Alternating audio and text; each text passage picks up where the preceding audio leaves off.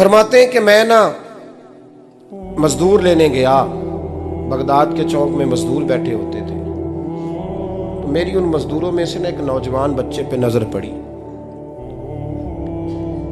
बड़ा कमजोर सा वजूद था, लेकिन चेहरे पर इबादत का निशान था। माथा बताता था कि नमाज का बड़ा ख्याल रखता है। मैं उसके करीब गया। चेहरे भी बड़ा कुछ बताते हैं ना, चेहरों में भी बड़ी रानाई होती है। फरमाते हैं मैं करीब गया, मैंने उसको कहा बेटे मजदूरी करोगे? तो कहने लगा मजदूरों में बैठा हूँ तो हुजूर मजदूरी के लिए ही तो बैठा हूँ। तो मैंने कहा कि चलो फिर। कहने लगा नहीं, मेरी कुछ शर्तें। मैंने कहा बताओ। कहने लगा पहली शर्त यह है कि लोग 4 दिनार दिहाड़ी लेते हैं, मैं 3 दिनार लूँगा। मैंने कहा यार बे तो बड़ी बेहतरीन है, बाकी भी इस तरह की रख ले। उसने कहा हुजूर दूसरी शर्त यह है कि मैं आपकी मुकम्मल बात मानूंगा, लेकिन जब अजान हो जाएगी फिर आपकी नहीं सुनूंगा। तीसरी बात उसने ये की कि हुजूर मैं आपके घर में काम करूंगा पर आपके किसी सवाल का जवाब नहीं दूंगा। कहते मैंने कहा यार तू बड़ा अजीब है, शर्तें तो मालिकों की होती हैं। कहने लगा जी बहरहाल मैं शर्तें लगा के जाता हूँ। फरमाते मैं उसे घर ले आया, काम मैंने उसको बताया, तो जो काम मजदूर सारे दिन में करता है ना उसने 2 घंटे में ही कर दिया। हमारे मजदूर सिगरेट पीने में भी तो आधा घंटा लगाते हैं, वो चाय पीने जाएं तो पौना घंटा। वहाँ उनको भी तो दयानतदारी करनी चाहिए कि नहीं करनी चाहिए?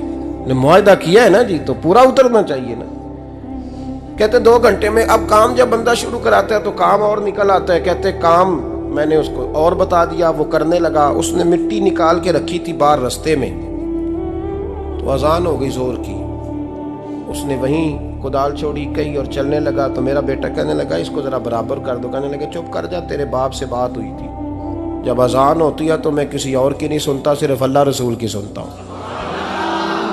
कहते हो मस्जिद चला गया, नमाज पढ़ के आया तो दोपहर का वक्त था। मेरी बीबी कहने लगी इसको को खाना खा ले। कहते हमने कहा खाना खा लो, तो कहने लगा मैंने रोज़ा रखा हुआ, रमज़ान भी नहीं था, नफली रोज़ा रखा हुआ। फरमाते हैं शाम हुई, मैंने 3 दिनार दिए, तो मैंने कहा तेरा नाम क्या है? कहने लगा मैंने आपसे कहा था मैं किसी सवाल का जवाब नहीं दूंगा। कहते वो चला गया। अगले दिन मैं फिर लेने गया उसे, काम कुछ और निकल आए, तो लोगों ने बताया वो सिर्फ हफ्ते वाले दिन आता है। मैंने कहा क्यों? कहने लगे जी वो कहता है मेरा हफ्ते का खर्चा 3 दिनार है, जब 3 दिनार कमा लेता हूँ तो बाकी सारा टाइम अल्लाह रसूल की जिक्र में गुजार दिया करता हूँ। फरमाते हैं जी अगले हफ्ते मैं फिर लेने गया, मैंने पूरा हफ्ता इंतज़ार किया कि काम उसी से कराना है। मैं जब गया तो मैंने कहा चलो। कहने लगा मेरी शर्तें याद है ना? और मैंने कहा याद है भाई, साथ चल। फरमाते हैं काम कराया, 2-3 हफ्ते वो आता रहा। एक हफ्ते में गया तो लोगों ने कहा हुजूर आज नहीं आया। क्यों? कहने लगे बीमार हो गए। कहाँ घर है? कहने लगे बगदाद के कब्रिस्तान के पीछे जो कच्ची आबादी है उसमें रहता है। फरमाते मैं गया, दरवाजे पे दस्तक दी तो कहने लगा हुजूर आप हैं? दरवाज़ा खुला है, आ जाइए। फरमाते हैं मैं अंदर गया तो मैंने कहा तुम्हें कैसे पता चला मैं आया हूँ? कहने लगा हुजूर अल्लाह वाले हो, आप नहीं आना था, वरना अमीर तो गरीबों का पता लेने कोई नहीं आते।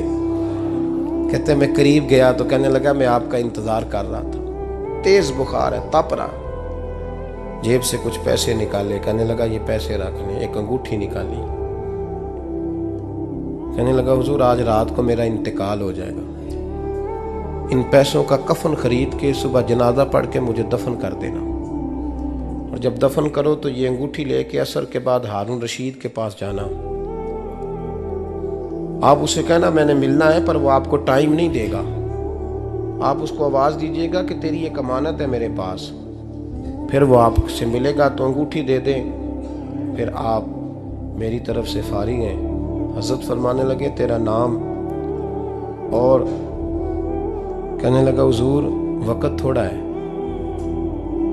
आज रात मैंने जाना है, बड़ी लंबी माफ़ी मांगनी है रब करीम से, अगर मुनासिब समझे तो मुझे अपने रब से तन्हाई करने दें। फरमाते हैं मैं आ गया, पर उसकी बातों ने मुझे सारी रात सोने नहीं दिया। फरमाते हैं सुबह बड़ी मुश्किल से सूरज निकला, मैं गया दरवाजे पे हाथ रखा तो दरवाज़ा खुला हुआ था। अंदर दाखिल हुआ तो खुशबुएं मेरा इस्तकबाल कर रही थी। जब चेहरे से कपड़ा हटाया तो उसका तो इंतकाल हो चुका। इंतकाल हो चुका है, ऐसे है जैसे किसी का दीदार करके सोया है। कहते मैं तो 2 आदमी ले गया था जनाजे पे, पर पता नहीं दुनिया किधर किधर से आई, कहां कहां से। अखां जदों मीटियां जमाना मैनू रोवेगा, अपना ते अपना बेगाना मैनू रोवेगा।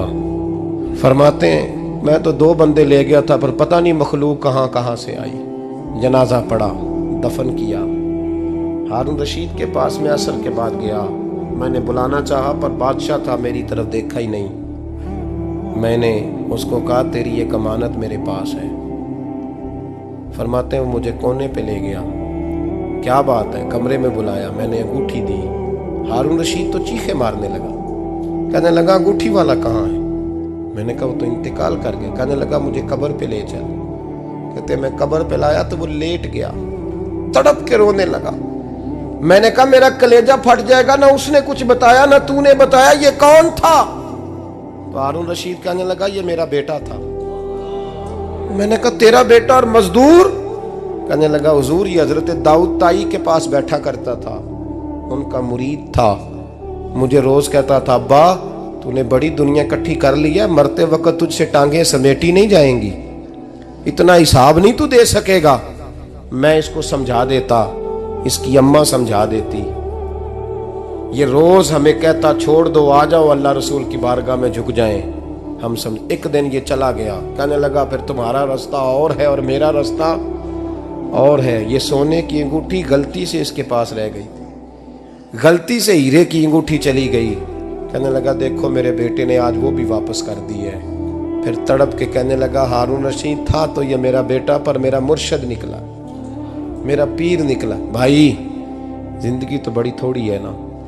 बाबा साहब ने कहा था उठ फरीदा सुत्या, और दाढ़ी आ गया ही पूर, अग्गा नेड़े आ गया ही, पिछा रह गया ही दूर। उठ फरीदा सुत्या खलकत वेखन जा, मते कोई मिल जाई बख्शिया ते तू ही बख्शिया जा।